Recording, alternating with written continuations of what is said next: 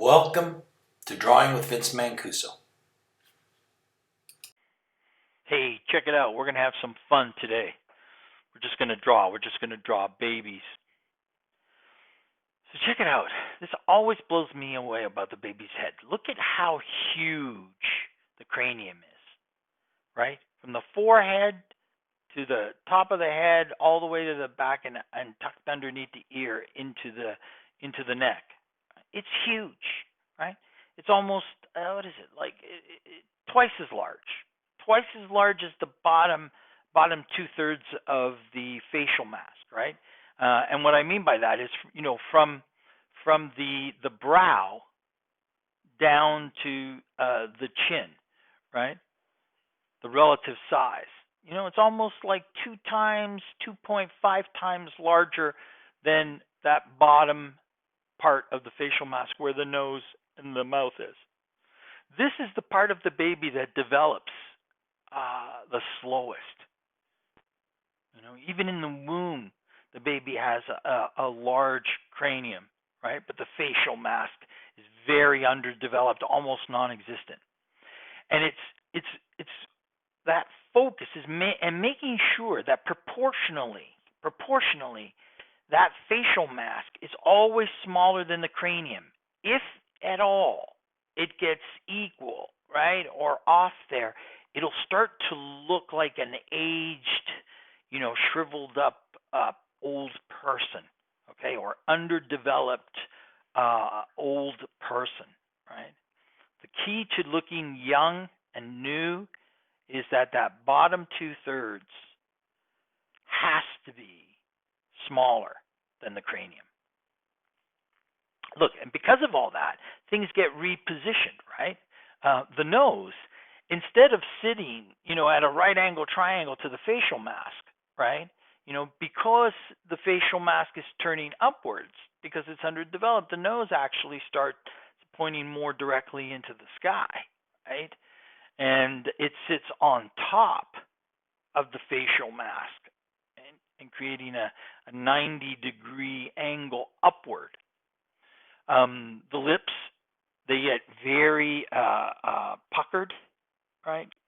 They're crowded by the cheeks, right? The newness of the flesh, the growing and developing cells, right, of a newborn, right? And they sort of like crowd and encroach on the mouth. So the mouth has a sort of puckered look, and it looks like it's pushing out, right? Because it's trying to get out from those sausage-like, taunt little drum-like cheeks that a baby has, That's what makes babies so adorable. They're just beaming with life, they're beaming with possibility and newness, right? The other thing that's a very tricky thing with drawing the baby's head is the minimalism, right? Really, babies are an exercise, even more than women, on less is more, and that's a tough call, right? Because when you want it to look realistic and you want it to feel three-dimensional, you start putting tones and shading and and all this kind of thing, and and you're trying to define a detail, right? But every line, every extra gesture that you put in, right, has a huge effect on the maturity of the head, right, and the age and the look of the age of the head. So it's a real trick. It's almost like it's just a spherical, orby kind of perfect egg-like form, with a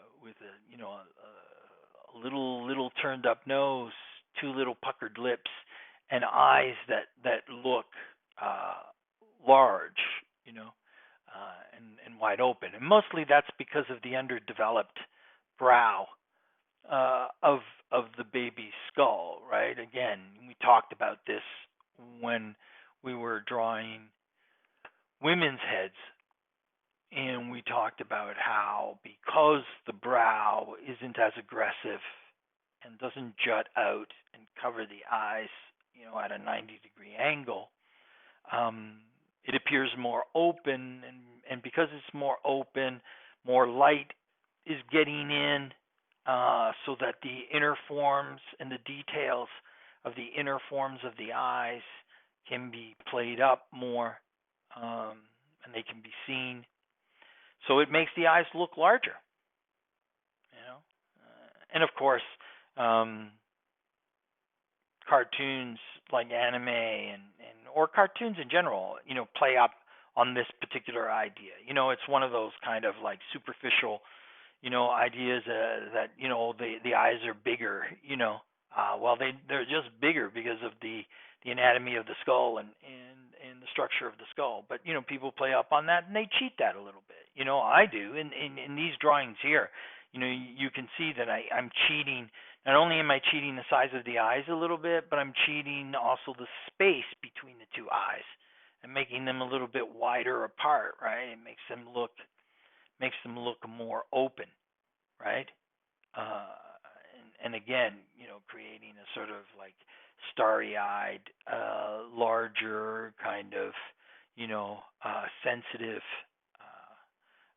feel. And the baby has that quality, just like the female, maintaining that feel in the female. So yeah, you can see here now I'm playing around. I'm kind of going from infant to a little older, like a 3-year-old, a 4-year-old, kind of thing.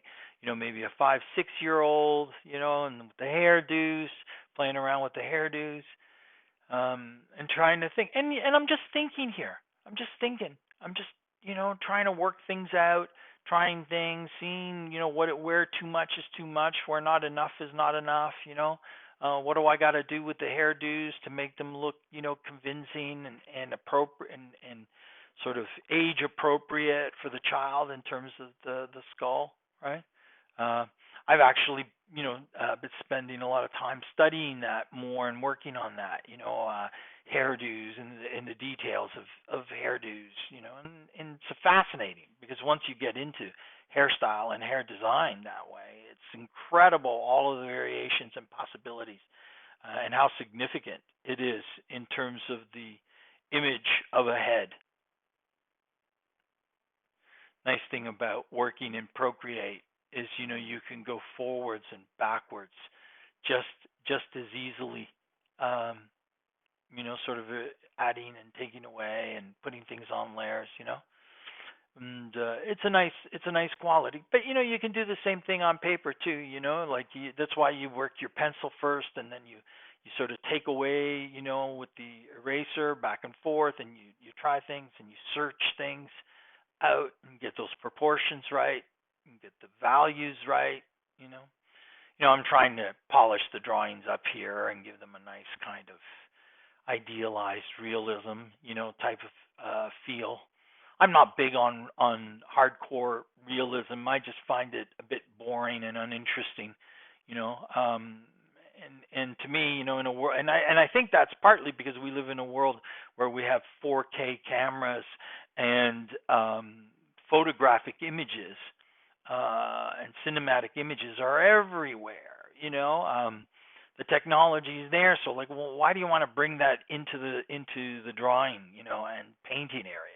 I prefer more the fantastical, sort of the either super real or expressionistic, cartoon that actually makes a statement, about the head, the image, whatever it is you're drawing. It's more imaginative. So, you should do this every once in a while. Play around, just riff off of a number of heads. I do this kind of thing regularly. This is a way of keeping me sharp, thinking and exploring, asking questions, trying to perfect and improve on the quality of the image that I produce, that it has greater clarity, greater universality, able to address my ideas accurately. Remember, speed is God, and through the repetition, the quality catches up. So keep on drawing, guys. Have fun. Ciao for now.